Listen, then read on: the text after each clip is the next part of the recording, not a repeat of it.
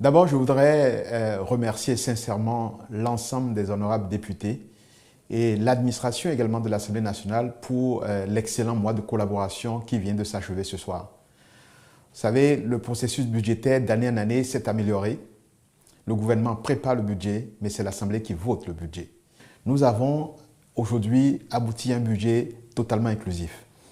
Je dis totalement inclusif parce que pendant ce mois de travail acharné, où on a pu voir une forte participation de l'ensemble des députés, de toutes tendances confondues, nous avons eu beaucoup de contributions de l'ensemble des députés, particulièrement des députés du Parti Les Démocrates, et nous avons travaillé pour trouver des solutions aux propositions, aux amendements.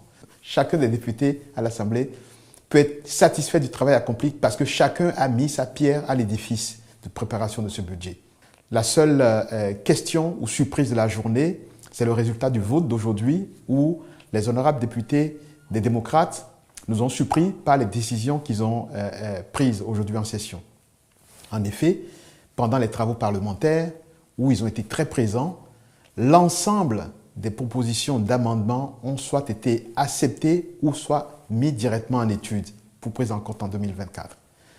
Donc, quand on a travaillé ensemble, quand on a fait des propositions qui ont été intégralement prises en charge, acceptées, vous voyez le résultat que nous avons eu la semaine passée pendant les travaux en commission où le rapport général a été adopté à l'unanimité des députés présents, toutes tendances confondues. Donc les démocrates ont bien validé le rapport général. Donc la surprise de la journée, c'est finalement ce même rapport général. Rien n'a changé, on arrive aujourd'hui, on n'a pas compris pourquoi ils n'ont pas voté. Pourtant, il s'agissait ici de donner les moyens à l'État de recruter plus de jeunes aspirant au métier de l'éducation.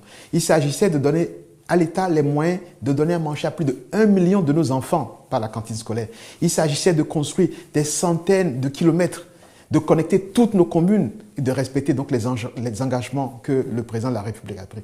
Il s'agit de faire tous les investissements, je ne vais pas les répéter ici, nous avons eu un mois de discussion passé sur votre chaîne, vous les avez suivis, mais c'est-à-dire que quand on a fait des propositions, et surtout, certaines propositions des démocrates, certains amendements des démocrates nécessitaient des impacts financiers.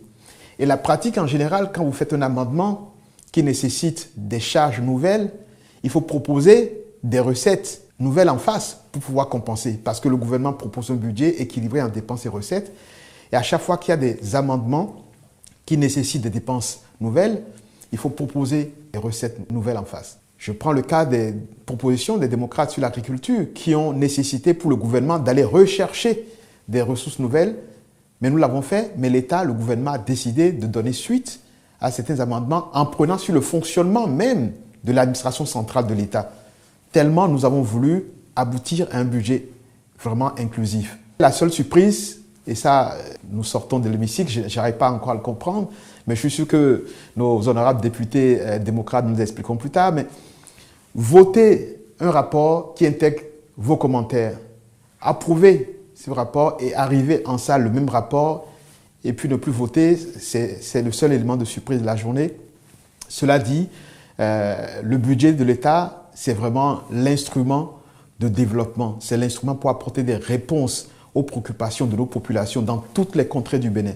Et donc, le plus important, c'est que ce budget a eu la contribution de tout le monde, républicains, progressistes, démocrates. Donc, à la fin du jour, peut-être que d'autres considérations qui échappent ou des égos ont fait qu'on n'a pas eu le résultat escompté, mais la satisfaction que je voudrais qu'on retienne, c'est que nous avons, dès le 8 décembre, terminé une phase budgétaire, comme les grands pays qui finissent en avant leur budget.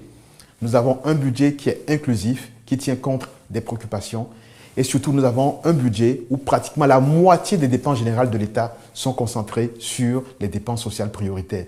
Changer le quotidien de nos populations, c'est ça la réalité de ce que nous venons de faire. Et on ne peut pas être dans un autre sentiment que de satisfaction. Parce qu'on sait que 2024 va être une année où le gouvernement, grâce aux moyens qui sont mis à disposition, va pouvoir répondre à davantage de besoins de nos populations, régler davantage de problèmes. Vous savez, quand vous regardez les récents rapports publiés par la Banque mondiale, nous notons d'année en année, le taux de pauvreté baisse. Et là, d'année en année, les ressources montent et donc la capacité de l'État à réduire la pauvreté s'accélère, augmente. Et donc, nous nous réjouissons d'avance que l'année prochaine, nous allons pouvoir faire des pas encore plus importants dans la réduction de la pauvreté, dans l'apport de bien-être aux populations, dans la résolution des difficultés de quotidien de nos populations, que ce soit les paysans, les transporteurs, les artisans et toutes les catégories socio-professionnelles de notre pays.